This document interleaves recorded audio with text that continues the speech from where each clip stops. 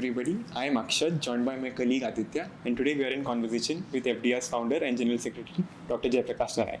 So, to start off, the Telangana High Court stayed the Telangana government's order to reserve 42% of the seats in local bodies for the backward communities. Your take on this, sir? Thank you, Akshat and Aditya. There are several strands to be unraveled here. The first is, can you exceed 50% reservation? The second is, when does something become a law? The third is it really leading to empowerment? Let's take the first two questions to start with. Later we can go into a deeper issue of local governments.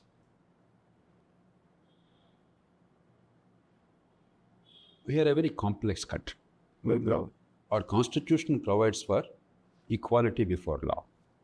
In employment, education, any kind of public space, irrespective of caste, region, religion, language, and gender, we cannot discriminate. That is the fundamental principle of the Constitution. But we are also an unequal society by tradition. For centuries, we practiced, unfortunately, the hierarchical caste system. Some castes by birth are regarded as inferior. Some castes by birth are regarded as superior. Nothing to the individual merit, nothing to do with their contribution to society or the value they bring to the society, which is totally wrong. Like many other traditions and religions, these are absolutely unacceptable practices in the modern world. Our national leaders, freedom fighters, they recognized it. And therefore, constitutionally, we made special provisions to give concessions to certain sections which are discriminated for generations. But we have to reconcile these two, equality before law, and when there is inequality by birth, discrimination by birth, how do you give them special concessions? And when does one overtake the other? We have to balance both. That's what the Supreme Court did in a case. And the matter went before the Supreme Court. The court said quite rightly, reservations are necessary as long as the political system wants it. And I must say one word of congratulations to the political system. We all blame the politicians very readily, and quite rightly so. In India, every democracy is skeptical of its politicians. In our country, we are more than skeptical. We hate them, we abuse them, we scold them, we use the harshest words, choicest galis. But we must recognize when it comes to reform in the country, social reform, not political reform, when it comes to issues like reservations to give an opportunity to everybody, there is an incredible, impressive unanimity in our parliament and legislatures in the country. All parties came together. There's a total consensus that yes, we need to continue reservations for some more time because there is discrimination by birth. And the court finally had 50% is the cap. No, somebody may say, why not 40%? Why not 60%? There's no end to the debate. But I think it's reasonable. Any reasonable person will say, when merit and equality before law are fundamental, and this is an exception, that you violate the principle of merit in order to give an opportunity to the people who are disadvantaged. Exception cannot swallow the basic principle. So giving them both equal measure is actually a very generous settlement. And the Indian society, Indian political system embraced it. Yes. Now, state after state, to play to the galleries, not with an intention to really protect the underdog. If indeed they want to protect underdog, you grow the economy, ensure everybody gets quality education, irrespective of birth, real quality education, not universal enrollment and all that. This is all a lie. Enrollment without education is no education. You would put them in schools in order to get the skills and knowledge. And if you give them skills and knowledge, any child from any group, any disadvantaged group can compete with any rich family's kid. Because by birth, God or nature has given them the same talent. That we are not willing to do. That is the real end of discrimination. But we play to the galleries without doing really anything substantive. As part of that, in Telangana, they wanted to increase the number from 50% to, I think it would come to probably 69% or something. Now, the challenge is that constitutionally valid after the Supreme Court's very clear pronouncement, which also has the sanction of the political system in the country. It's not only that the court gave an order, there's an impressive consensus in society and in politics. The case is still being heard, therefore I don't want to prejudge it. But it looks like you cannot breach that easily. Or definitely not in case of employment and higher education. About elections in local government, there is some ambiguity perhaps. That will be cleared now by the High Court and or Supreme Court. The second, even more interesting issue is the law was amended. The constitutionality of the law, as I said, has to be examined. But even if constitutionality is questioned later, the legislature certainly can enact a law. Later on, the courts may say it's unconstitutional. In order to amend the law, I stand corrected. In order to amend the law, a bill was passed in the legislature, but not yet approved by the governor because of the complications and the violation of Supreme Court order and the constitutional provisions. The governor probably is examining. I don't know what is in the governor's mind, therefore I cannot speak for the governor. Now the state government took a laughable stand that without the approval of the head of state, the constitutional head of state whose signature is mandatory to enact a legislation, because governor in the state and president of the country are part of the legislature. The constitution explicitly says legislature is not merely legislative assembly and council, it's also the governor. Similarly, in national level, legislature is not merely Loksatta and Rajya Sabha, it's also the president. Without the president's signature, legislature is not approved. Only the assembly is approved. Our council has approved, or both houses have approved. Now they are taking a laughable position that even without governor's approval, we deem it as approved. That is declaration of anarchy. If you don't require the President of India to sign a bill into law, governor to sign a bill into law, tomorrow you can say the President is only notional commander-in-chief of the armed forces. You don't require the President. Now I decide to appoint so-and-so as the general. Day after tomorrow, you'll say something equally stupid. President has to appoint the Prime Minister. Now, you don't require the President to appoint Prime Minister. I declare somebody as Prime Minister. The implications are very profound. It's very dangerous. Unfortunately, the Supreme Court itself opened the door. While we all must have respect for judiciary, when they err, we also must point out.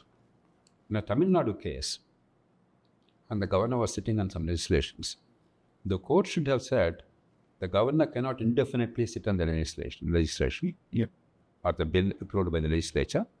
There's a finite time limit. Within X number of days, you decide. You have only three options. Either approve it or send it back to the legislature with a message which is the governor's right. And once the legislature reiterates the same bill, you have no other choice but to sign. That's a constitutional provision. Or you can send it to the president if you are doubtful of the constitutionality or some other case. Or if it's a concurrent subject, the union's or parliament's law is violated. But you cannot simply sit on that. They should have given that kind of a mandate. Instead, the court became exuberant. It became like King Solomon. It breached the constitution.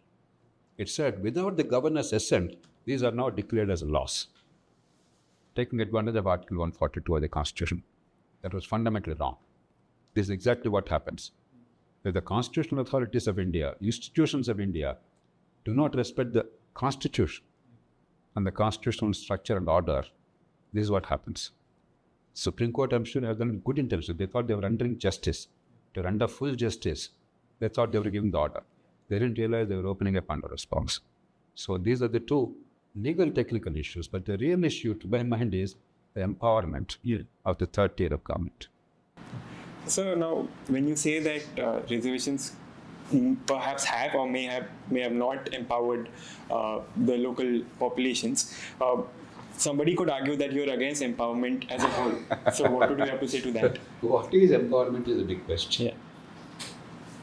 Years ago, probably 20 years ago, I don't know if it's exactly to the day, but about 20 years ago, I was having a fairly lengthy interaction with one of the senior-most functionaries of Indian government. I don't want to go into names, one of the highest functionaries. We were discussing local governments. I said, do you know the name of the mayor of London? He He said Boris Johnson. We all knew. Later on, he became Prime Minister. He was making waves. The mayor of New York, Bloomberg. Yes. The mayor of Mexico, AMLO, Lopez, who later became president. At that time, I did not know that Boris Johnson would be Prime Minister. We knew that they were important national figures, potential Prime Ministers and national heads. But it so happened that two of them actually became the heads of governments in their respective countries later. Then I said, do you know the name of the mayor of Delhi, or Kolkata, or Mumbai, or Chennai, or Hyderabad? Neither of us knew. I did not know myself. I knew all these three names, as that very high functionary knew. None of us knew any of the names in India. Each one of the cities I mentioned are bigger than at least New York and London. Mexico is probably as big or bigger than some of our cities. Mexico City. I said, aren't we ashamed? Sitting here, we know the names of mayors of Mexico and London and New York or some other city because they are important. The reason why we know is not because we are enamored by them, because they are very towering national political figures. What they do is of profound importance to these countries, and they are likely to play an increasingly important role in their countries. As it turned out, two of them became very big figures in the country. In India, we all know, despite all this tamasha of local governments, 73rd, 74th amendments, and vast expenditure, and this court cases, and screaming headlines on local newspapers, we all know even mayors of these great cities are irrelevant. Let alone panchayat sarpanches, block pradhans, Zilla Parishad chairpersons, municipal chairpersons. Except wearing that ceremonial robe when the President of India comes or Prime Minister comes and going to the airport, they really have no role except in the state of Kerala. That's the only state where there's a genuine effort made by bipartisan consensus to empower local governments. Elsewhere, it's a disaster. We are the world's most centralized country among significant countries, not only among democracies, even among authoritarian countries. Pakistan, you can never accuse Pakistan of being a great democracy, right? By any standard. Pakistan has genuinely more empowered local governments than India. China, Communist Party's totalitarian or authoritarian rule is very well known. They don't even pretend that they're in democracy. Please, Pakistan and others occasionally pretend they're democracies. China, their whole philosophy is single party rule. Dictatorship of the proletariat. Now they gave the slogan, but basically dictatorship of the elites. But China's local governments are things we cannot even imagine in India. And I want viewers to understand. One way to measure the strength, the power, and the role of the local governments is out of the total tax money and borrowed money we are spending in the country, budgets that we call, how much is spent where? At their discretion. In what manner? Union level, state level, local level. China is an authoritarian country. Do you know in China, they call it central government in China. I don't really like to use central government, but it's the official designation. In India, it's the union government. Constitution never talked about central government. We usually talk about central government. So I never use the expression central government in India. It's union government. But China, it is central government. We would think naturally, because Xi Jinping is so powerful, maybe the world's most powerful man in real terms, and a great economy, rivaling that of America, everything would be spent in Beijing. No. The local government's share of the expenditure of the government in China is 51%. More than half of the total money spent is spent by the local government at the local level in a manner that the voters and the taxpayers, not voters, the citizens and the taxpayers see in their locality. We are a great democracy, the wonderful constitution, with the world's longest, not only longest constitution, world's longest local government chapter. Our 73rd, 74th amendments, they are bigger than the American Constitution with all the amendments to date for 236 years. The US Constitution has 7,400 words. Total Constitution. The portions relating to local governments in India, the 73rd, 74th amendments, they have 7,700 words. But they created overstructured, underpowered, irrelevant local governments. But they decide in Delhi by the constitution how you elect in your village. But there is zero power and zero law. As a result, the total expenditure of all the local governments in India as a share of the government expenditure is a grand total of 3%. China's is the highest in the world, India's is the lowest in the world. This is the empowerment. So in this you are saying, I will have a few more ceremonial titular positions. Yeah. It's a cosmic joke at the expense of the poor people of the country. If you really care to empower the weaker sections of the community, disadvantaged sections, we already provided for 75% reservations in local governments. 50% of all positions are for women. Takes that out in all sections. In the male part of 50% reservations, inter se, apart from the women's reservations, inter se again. So 50% to 50% is 25. So 75% overall in the country, you have reserved positions. I don't think there's any place in the world where disadvantaged groups, including women, have such a large share. Good. If you really care to empower them, you should have given these local governments, with these 75% functionaries in local governments, real powers. Yeah. You should have given them real money. And if you believe that there will be corruption there, and definitely there will be corruption, I'm not denying it. But there is corruption at the national level. There's phenomenal corruption at the state level. Everybody knows. Is there one person belonging to any party which says, no, in my state there is zero corruption. Everything happens pakka according to rules. Everybody gets what they do without paying a single bribe or delay or harassment. Anybody, anywhere in this country? So to say local governments, I can't give them powers or money because they're corrupt, is absolute nonsense.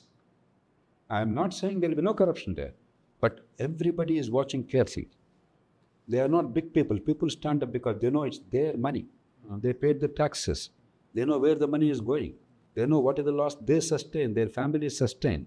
There's a link between the taxes you pay and what you see, the potholes on the road, the water supply to the house, the traffic management. Look at Hyderabad. Look at Bengaluru. We should be ashamed. We call them global cities, growing cities, economic, vibrant hubs, blah, blah, blah. Just look at traffic in Panjagutta Chaurasta and any evening at this time. Or look at Bangalore Brigade Circle or whatever you call it in Bangalore on any single day at any point of time. These are local government functions. Yeah. And local government has zero role.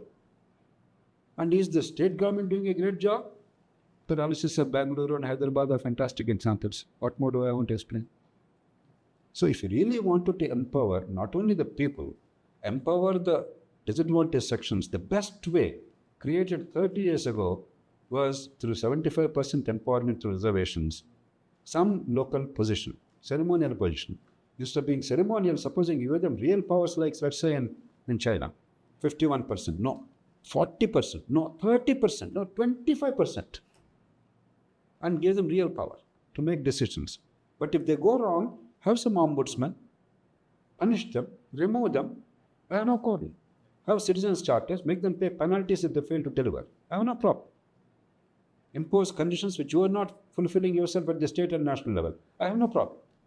Because ultimately we are not here for local governments or state governments or union governments. We are here for the people of the country. Now, barring Kerala, no state has done it.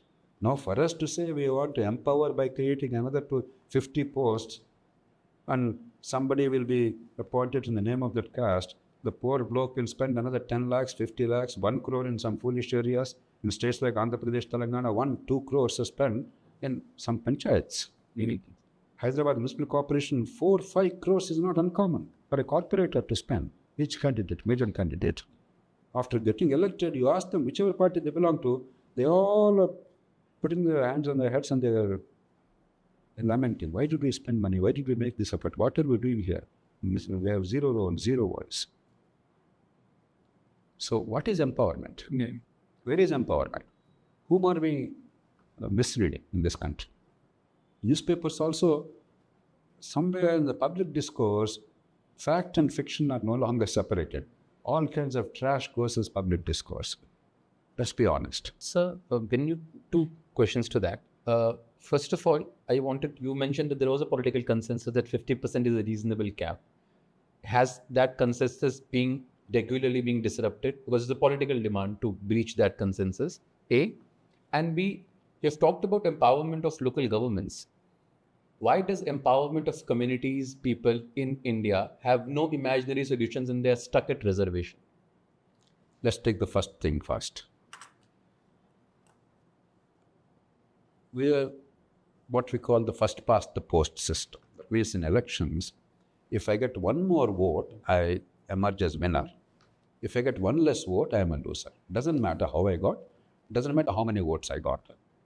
In such a situation, the politicians are desperate for what you call the marginal vote. Politicians know, parties know, people know, media knows. And yet, we are playing the game in order to get that extra fraction of the vote to emerge as winners. Take Rajasthan. Before coming to power, BJP, Vasundhara Sinha, leader of BJP, later became chief minister. What did they promise? That we will make Jats BCs.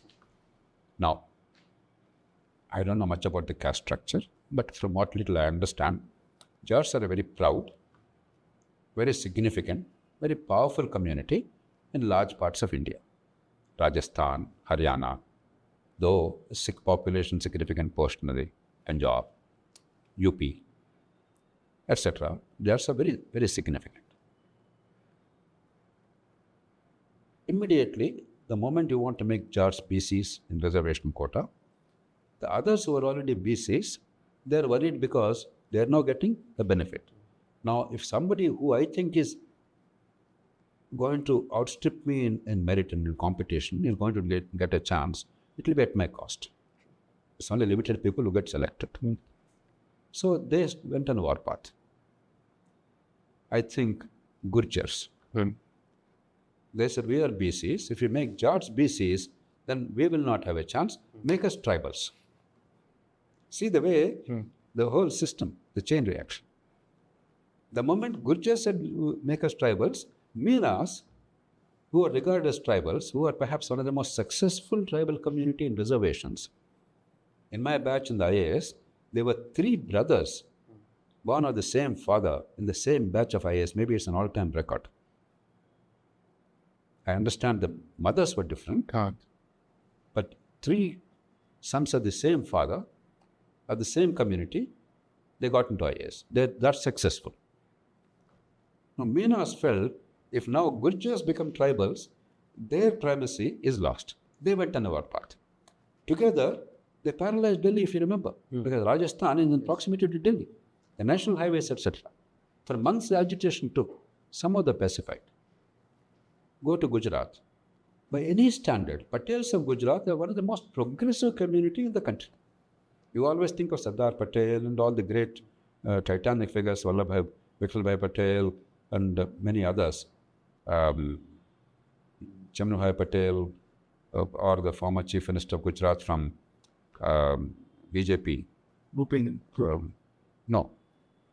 Gujarat. Keshubhai Patel. Keshubhai Patel.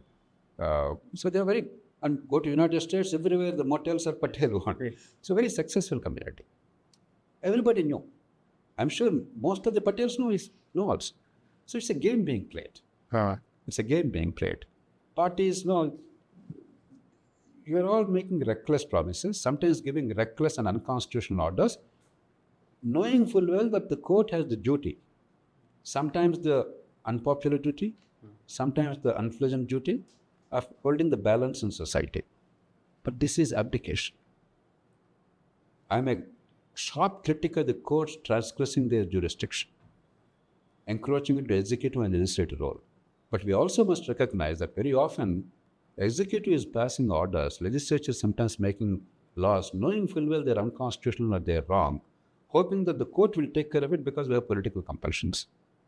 We must come out of this silly game. That's what's happening in India. You go to some states, Take Karnataka. I mean, no disrespect to anybody. I have great respect for everybody. The most successful, strongest communities in Karnataka, everybody knows, are the Lingayats and Vokaligas. Both are backward classes. Classified as backward classes. Go to Tamil Nadu.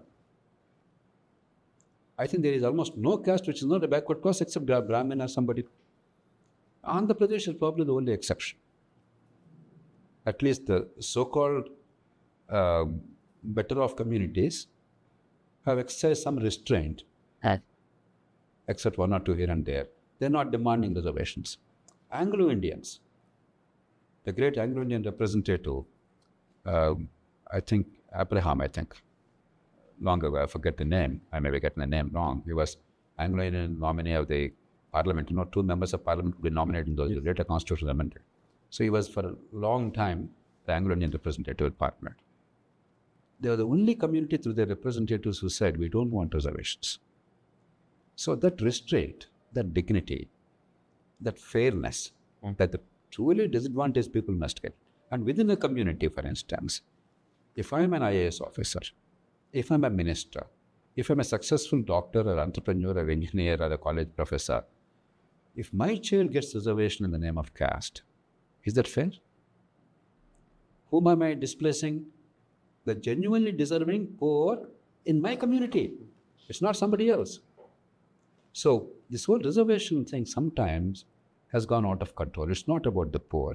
It's not about the disadvantaged. It's about whoever can grab whatever they can, bullying the political system. And we are saying, let the court decide. We know fully well this will not pass muster, but we can score the political points, and we keep saying, no, we want to do justice, but somebody is stopping us, this party is stopping. Telangana government is saying the same thing. Opposition is saying government is cowardly, government is insincere, hypocritical, they really want to do it, therefore all this. So both sides are blaming each other. Ultimately, the people of India, the real victims, we are left wondering. So that is the problem. So do you think when it comes to the communities demanding for these reservations, the restraint is perhaps absent because of a genuine belief that that is the only road to empowerment? That's one of the great tragedies of India. That government is the solution to our problems. It's not often said in India, though in other countries, people like Donald Reagan made this point repeatedly. Government is not the solution to your problems. So, government is the central problem. But government is necessary. Yes. Because if there's no government, there's anarchy. Somebody has to maintain public order. Somebody has to give justice when there is a crime. Somebody has to settle disputes fairly, not by gundagiri, not by might is right, but by brutal methods. Somebody has to make sure that every child, irrespective of birth and poverty, gets quality education. Somebody must make sure that we all get quality healthcare. Somebody must build the infrastructure, the roads, the water supply, the sewerage, stormwater drainage, the power plants, or the power distribution, or somebody must make it happen. That's what the government should do. But instead, first we had the colonial Raj, it was a limited government, but the power of the colonial Raj was so great, coming from feudal and monarchical systems, we thought government was God. And white people are on shining white horse, riding with beautiful caps, and we think white people are gods. Indian propensity is gods are white, and they exercise power, and we had no rights. They trampled upon our rights with impunity. So we thought being in government, even in a lowly position, a clerk or a constable, was a very big thing. No. Therefore, this fascination for governmental power. Post-independence, the misplaced sense of socialism. True socialism, if there's any sense in that, is about giving every child opportunity, every human being dignity, irrespective of birth and irrespective of what to do, as long as what to do is useful to others. That we never did. But we said socialism means government controls all economic activity.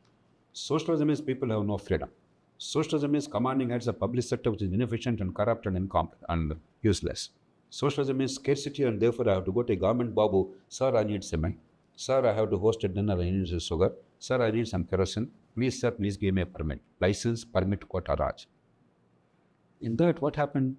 Whoever is in government, because that fellow's signature is required, his stamp is required, he became all posh. Doesn't have to be a big fellow. So, on top of it, a third thing, there is no democracy in the world except countries like ours in South Asia, etc., where even the lowliest government employee is bigger than 90% of the people of the country. A government employee, take a state like Andhra Pradesh, Telangana, Maharashtra, Karnataka, many states, easily average salary is 60 to 70,000 rupees a month. I'm talking about the ordinary employees. The clerks, the drivers. I'm not talking of officers and SPs and collectors and secretaries to government. I'm talking about ordinary employees. A teacher gets in many of these states 60,000 more or less minimum, 1,50,000. They should get even more if they really do the job. I have absolutely am in favor. In the market, typically 1/3 is the wage paid for the same work, and they actually have to work.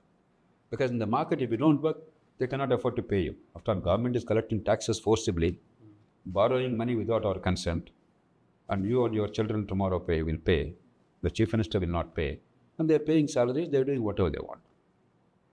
Where a private company or a business or a shop, you cannot do that.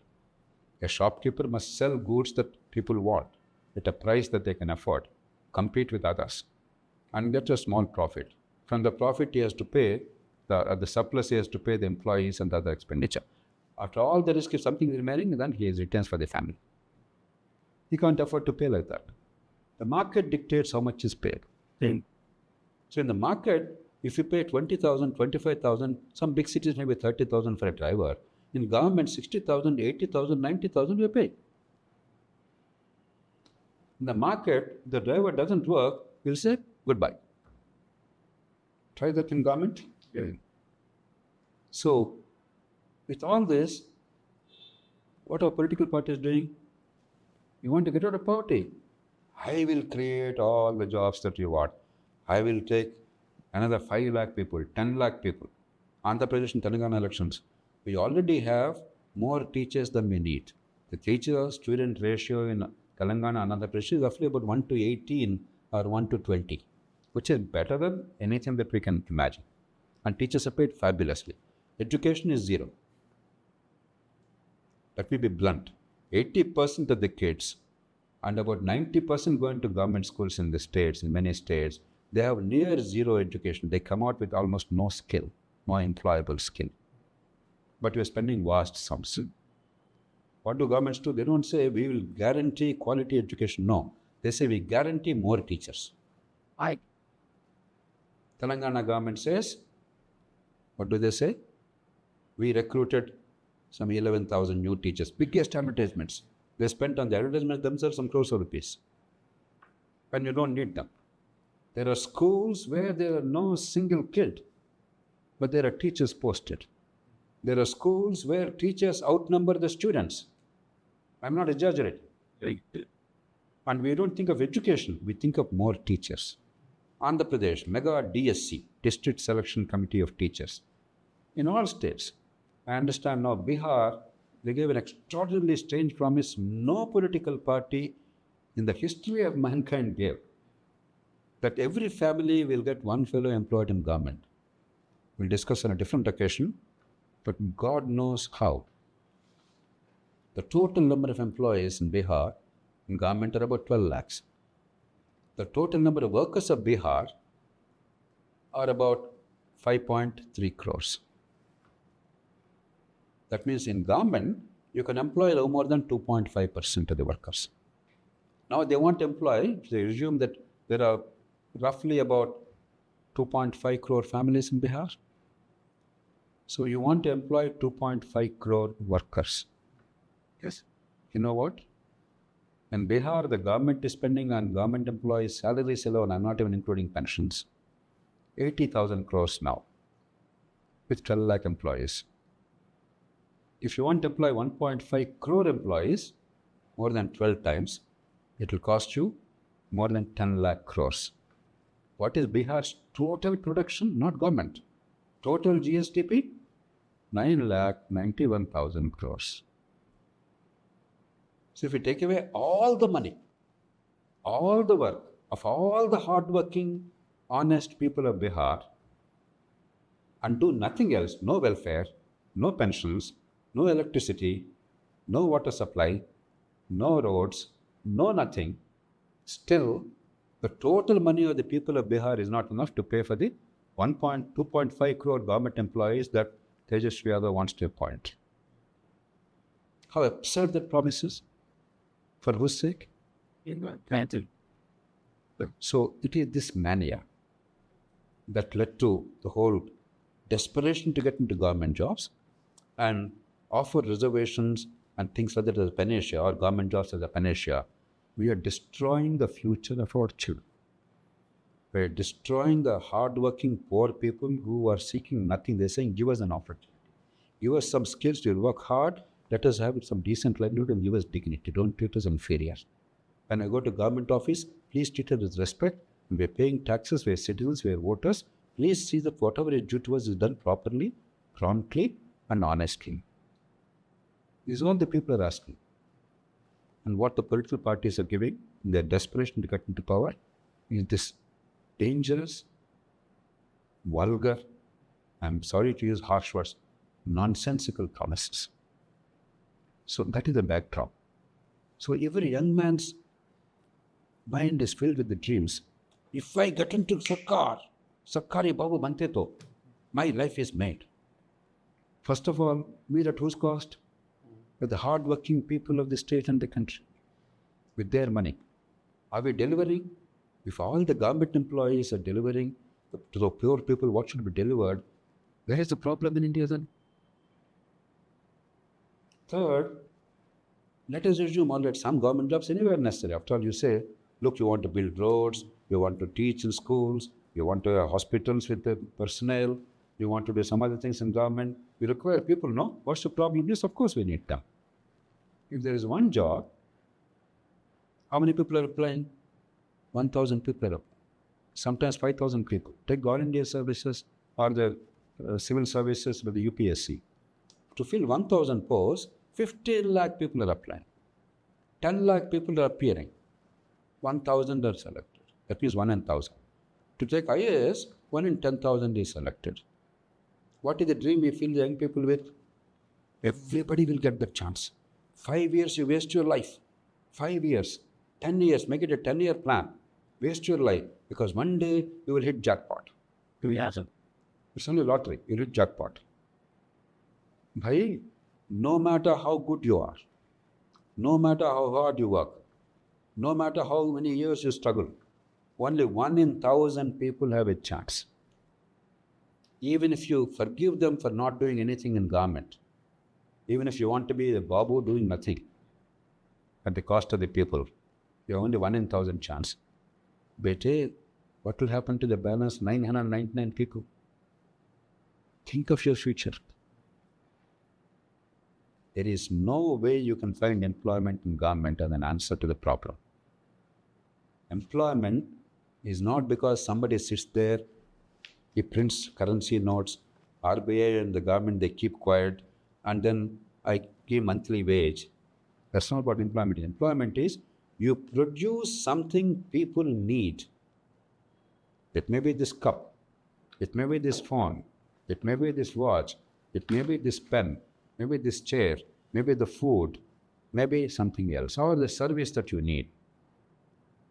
Maybe a good quality software, maybe a good film, or maybe something else. People want, people need. You produce it. Others also produce it. They buy what they like. They will not buy out of sympathy.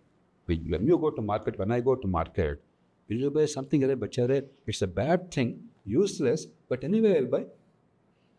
They will say, is it good? Is it useful?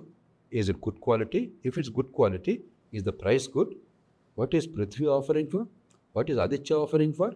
What is Akshat? Aditya says 25 rupees. Akshat, the same thing equal 20 rupees. I will not go to Aditya. I'm sorry. I will go to Akshat. Akshat must sell it. Your goods and services. What does it mean? The people are making choices. We are deciding what is good for us with our money. Employment comes If you and your workers can produce something that I need at a price that I can afford, at a quality that I want, I fulfill my need, you get employment and livelihood. That is the only way of employment and livelihood. There is no other way out of poverty. If somehow we think that Nitish Kumar or Revant Reddy or Chandrababu Naidu or MK Stalin or your local MLA or your district magistrate, they all have currency machines. They just have to press the button in this age of computers and money will roll out and I can simply distribute it and problem solve. If that is the issue, bhai, Narendra Bhai Ji Modi, all he requires is not governance, not all this. He can simply bring the biggest printing machines in the world and distribute money and go back to home and sleep and they make India great. Yes. That's not the way the world works. The simple thing, anybody with common sense, don't require formal education, understands, but in our quest for power, we have completely stopped speaking the truth. We are lying to the poorest people. There is no greater sin than lying to the poorest people. These are hardworking people. These are desperate people. Tell them the truth. Do what is right for them and their children. Not lie to them, lead up the garden path and destroy their lives and ruin the economy and completely eliminate any chance of the next generation holding their head high. I mean, no disrespect to our leaders. You heard me speak very highly of them when they come up with good legislation with consensus. But your quest for power must not destroy the country. There is a tomorrow. Our greatest duty is to take care of the next generation. Be good ancestors. In my family, as a parent, I cannot say head of the family because now father, mother are equal. But as a parent, supposing I enjoy all the luxuries I want, fulfill all my personal dreams, and I create so much of debt and leave that debt to my children without any assets, ignore my children's education, ignore my children's upbringing, their nutrition, what will the society say of me? We are a country where we live and die for our children. Whatever be your caste, region, religion, or language, there is not a family in India whose only dream, whose only purpose, whose only mission is to make their children better, give them a better chance. That is the greatest thing about our country. And instead of working to build a future, we are actively working to destroy that future just to enjoy the fruits today at their cost. That's what our so-called leaders are doing. That's what our so-called governments are doing. Now, unless we wake up as a people, unless the media honestly exposes beyond parties, it's not about this party, that party. Yeah. It's not about this leader, that leader, or this case, this caste, that caste. I'm sick and tired of the media discussion and social media, this caste, that party, this flag. It's irrelevant. It doesn't matter. It's people's money, it's people's lives, it's people's sovereignty, it's people's future. Whoever are the custodians of office, they're temporarily there because we granted them the right to be there on our behalf, the privilege to be there on our behalf. They are not the kings and masters. Elections are not about them. It's about us. It's not about those who contest. It's about us who pay taxes, who vote. It's about our children, their future. This simple truth is the foundation, the bedrock of democracy, except it appears in India. We have fantastic elections, celebratory, loud, noisy, fierce competition. Yeah. We have a right to protest. Next day onwards, Chief Minister is sworn in. Next day, istifa, do, rasta roko, karo. We do it with great gusto. That's about the limit of it. There is. Democracy is not about it. Democracy is about what happens to our future, what happens to our children. Yeah. I think it's time we focused on that instead of who is winning, who is losing. Sir, since you also call local governments the schools of democracy, so what role do they have in perhaps reshaping how our discourse is? As I said, Akshat, world over, we talk about grand things, foreign policy, defense policy, national security, Donald Trump, trade policy. Ye kya hai bhai? People don't understand. Even in America, even with such sophistication and advancement and wealth, most people don't understand, don't care. What people understand is what they see there, what impacts their families today, now, in our presence, in our vicinity. So what happens in local governments, for instance, I give a simple example. We are now in this apartment, or office. All of us, including in this office, we are paying monthly maintenance. We elected a group of people whom we trust. Mohit Bhai is our leader here. We chose him because we believe he is the best person. He is willing to give time. We appreciate that. Money is put in the hands of the team. I know exactly why I am giving the money. I know exactly why I put Mohit Bhai and his team in that place.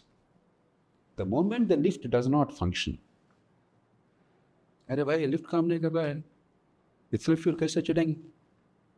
I am paying you money only to maintain the lift. Water supply is not coming to the apartment. Why am I giving you money?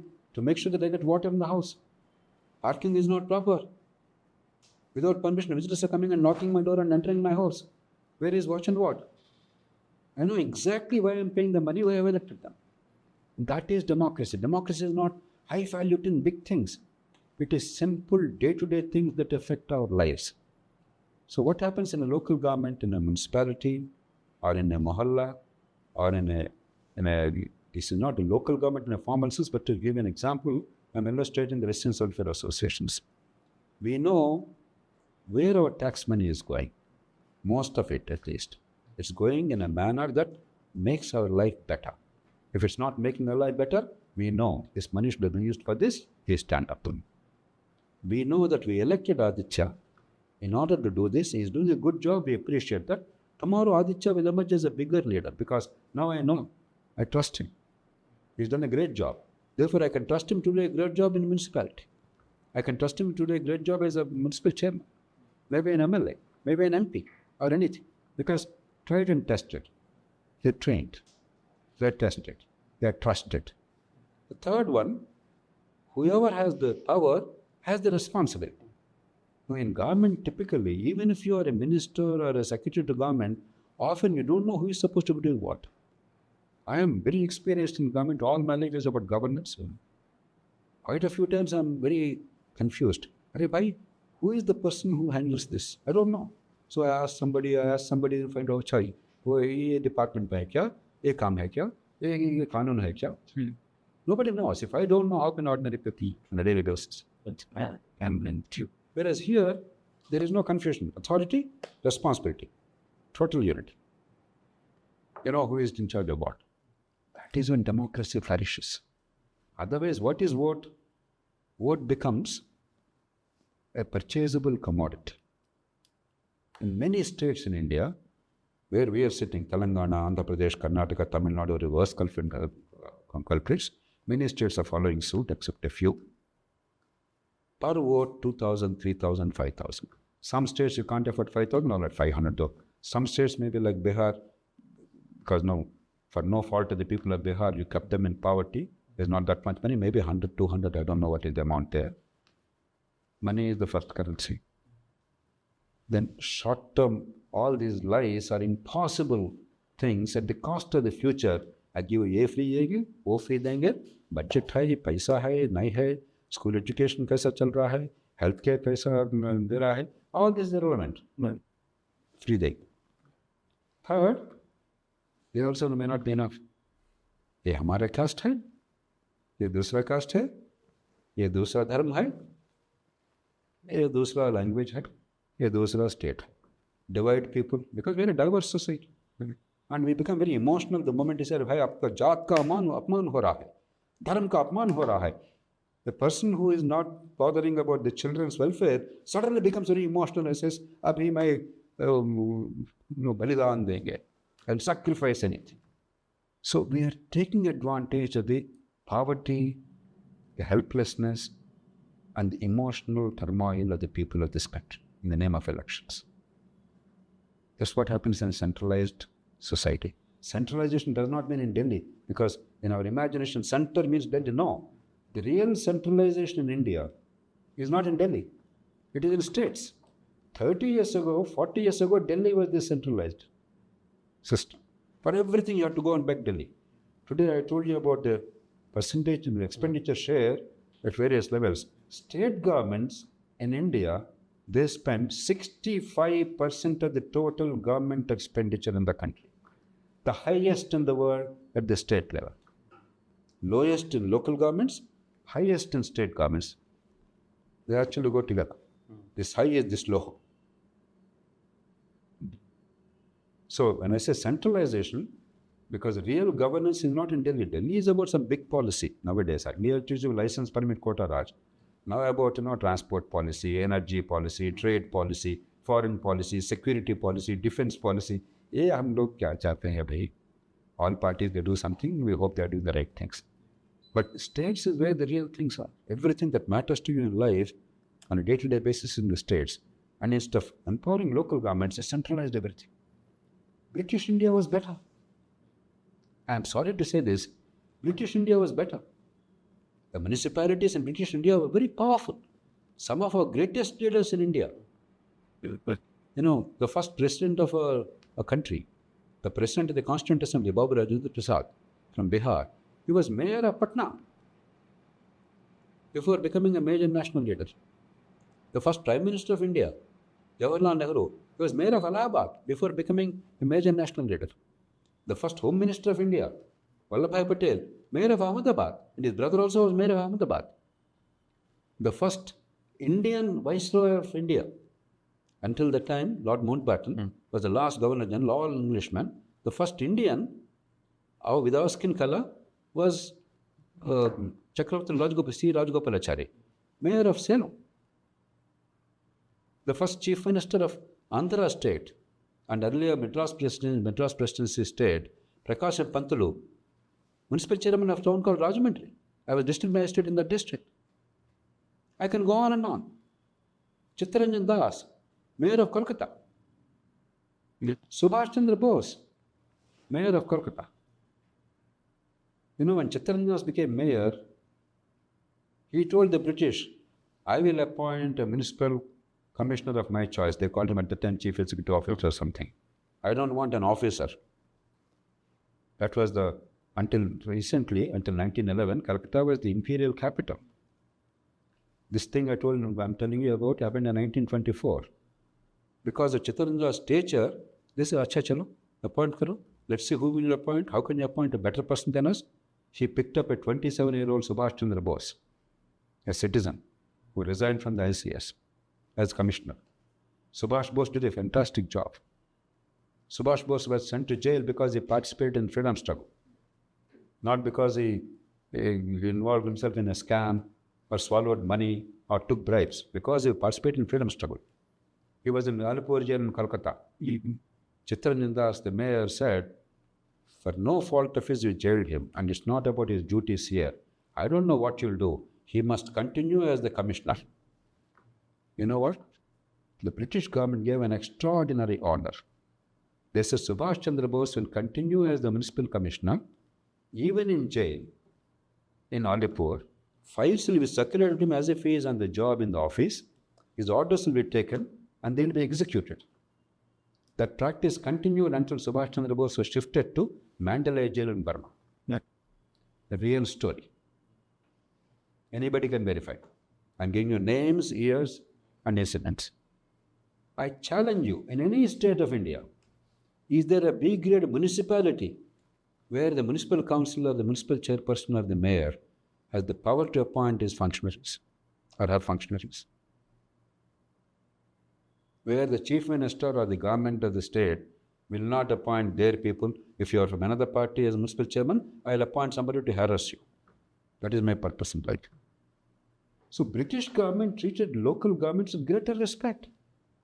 District boards, in the last phase they appointed district boards in many states. I don't know if they were there all over the country, but they were in the Madras Presidency. They were very effective, very powerful. Some of our greatest leaders in states like Andhra Pradesh, they came from district boards. So what is tragic is when a colonial government had greater respect for local self-governance, an independent Indian government destroyed local governments. For some time they flourished between 1959 and 1670 or so. With emergency, centralization, they all collapsed. Only until 1993, nobody did anything. Here and there, some Karnataka made some efforts, some Kerala made some efforts. Then came this well-meaning but utterly unwise constitutional amendment, and even that hope was destroyed because earlier era, though only for 15 years or so, local governments were there in large parts of the country. There were 28 powerful chief ministers who emerged from local governments, nationally known figures. In Andhra Pradesh at the time, Bengal Rao, the best chief minister the state ever had, the two combined states of Telugu states, he came from local governments. 28 chief ministers like that. In the last 30 years, one. Devendra Fadnavis, who was, I think, Nagpur mayor. No more, I can't think of another name. Unless you name Stalin, who was also Chennai mayor. But if anybody thinks that Stalin became chief minister because he was Chennai mayor earlier, I think your understanding of politics of India is a little confusing. So, democracy is about local governments. The rest is derivative. People's understanding of vote is about local governments. The rest is derivative. Go to America, we all talk about Donald Trump. No, real governance is in local governments. When Trump tried to say that he won the election in 2020, when he actually lost the election, who were the people who upheld the Constitution? The local government leaders in his own party. And local governments, they were conducting the election. So democracy is alive when local governments are strong and effective. Democracy is notional when local governments are weak and enervated. So, when you talk about democracy is inevitably about representation, right? And reservation, again, seems to be one of the only metrics that India thinks is a metric that we can represent people from certain community, caste and all of that, and give the people who have always been discriminated against a chance. When you talk about representation, and you mentioned vote buying, how flawed do you think reservation as of now as a representative metric in India is? No, quotas are not a flawed idea. The manner of quotas is a flawed mechanism, particularly for representation. I'll tell you why. In no part of the state, except in certain scheduled areas for the tribals in India, there is no near 100% or 80% population of a certain section. Once you reserve a constituency, it is for 10, 20, 30 years. You're basically saying that the people have no choice but to choose this group. That is undemocratic. Start with problem one. Problem two. All right, democratic, undemocratic, somebody is elected. In our system, you're only giving national power. That's why Ambedkar, before the Pune Pact, he argued. Ambedkar was wrong in arguing for communal electorate. But Gandhiji was also wrong in ultimately finding a solution in the form of this reservation model. There's a more elegant model. Ambedkar's argument is that in a society where the discriminated sections suffer discrimination and disadvantage, and traditionally they're oppressed, and they're not a majority, they're actually a minority. This power, even if you notionally give it, is notional power. They're always at the mercy of some other powerful power brokers and groups. We must have some other model. He wanted communal representation, which is a bad idea. What is communal representation? That means people of only your religion and your caste will choose those representatives. You are dividing India. That's exactly was one of the main causes why India became two countries. Gandhiji was right there. But there's a better model. I'll come to that later. The third problem. Despite all these handicaps, let us say there are occasions where some outstanding work is done by the leaders who emerged through reservations. But what happens? Take local government, 75% reservations, women, CST, BC, etc., various groups. Some people did a great job. But because you cannot permanently reserve an area for one community, politically it will be resisted and sort of unfair. You have to rotate. Now what happens? You are a great leader, very promising, did a great job. Next time it's no longer reserved for your group. It's reserved for other groups. It's not even a general thing, except in a rare case. Even if it's a general thing, given the fact there's already reservation of a significant proportion, the other powerful political lords will not allow you to contest in most cases. And most cases, anyway, you'll not be entitled because it's reserved for some other community. Leadership is lost. Great leadership is nurtured over a generation. It doesn't come because of a lottery. It comes because they're tried and tested and respected and they're credible. People trust them. That's why in any country in the world, particularly countries with parliamentary system of democracy, Britain, India, etc., many leaders are made over generation or more. Now, you are denying leadership growth. You are making everything by accident. You are built in a system of complete volatility. Every time, everybody has to vacate.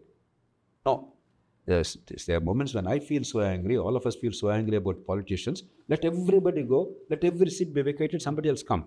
But these are anarchic impulses, nihilistic impulses because of anger. This is not the way to address the systemic challenges.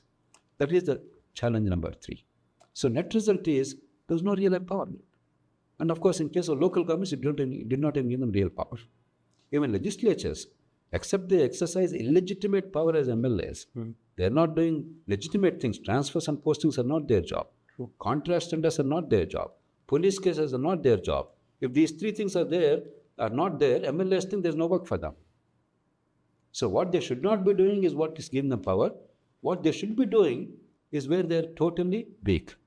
In the assembly, their role is marginalized. They can't raise their voice. They can't vote as they please.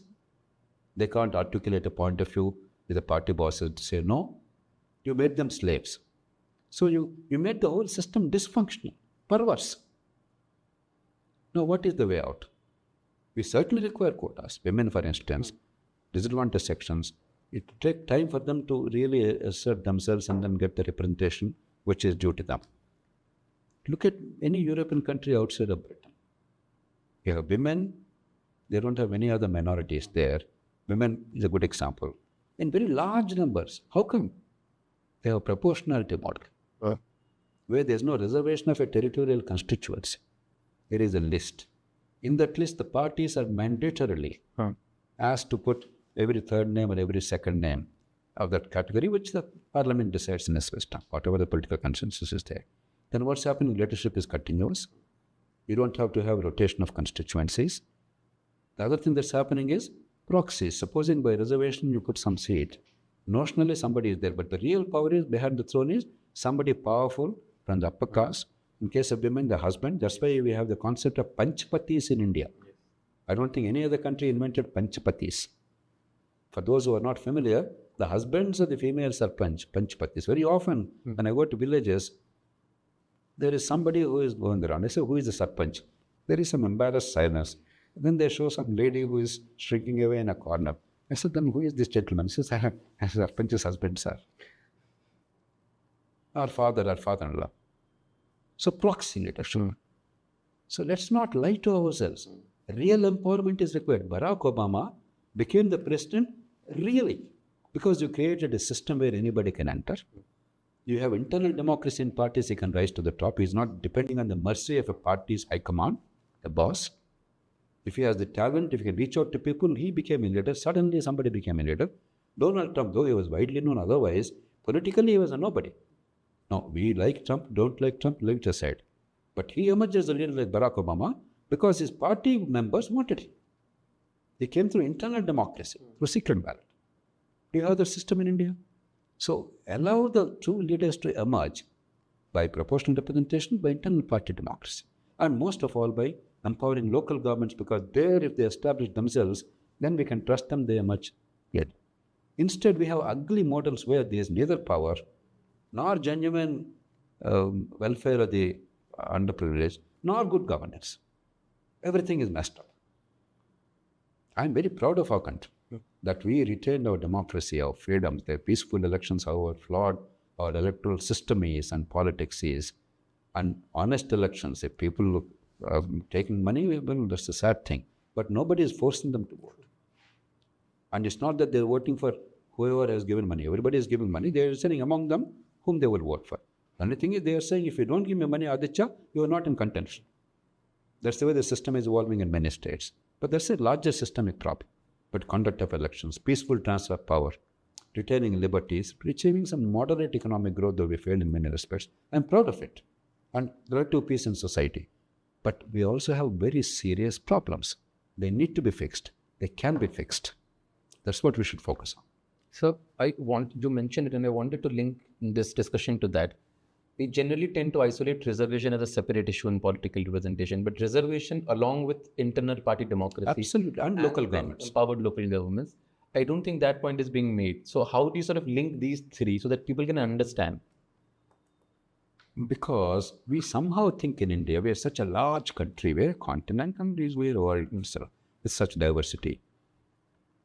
Even the media, except a few, even intellectuals and parliamentarians, etc., are so inward looking. We think this is the only way things happen. Even great men like Gandhi and Ambedkar, extraordinary men, there's no question about it. I mean, no disrespect. All I'm saying is, we stand on their shoulders. Please. They did so much. We know a little bit more subsequently from experience. We have to keep more. Even they were so inward looking, they only looked at Britain as the model. Beyond that, they could not look. In continental Europe, outside Britain, they have other better models.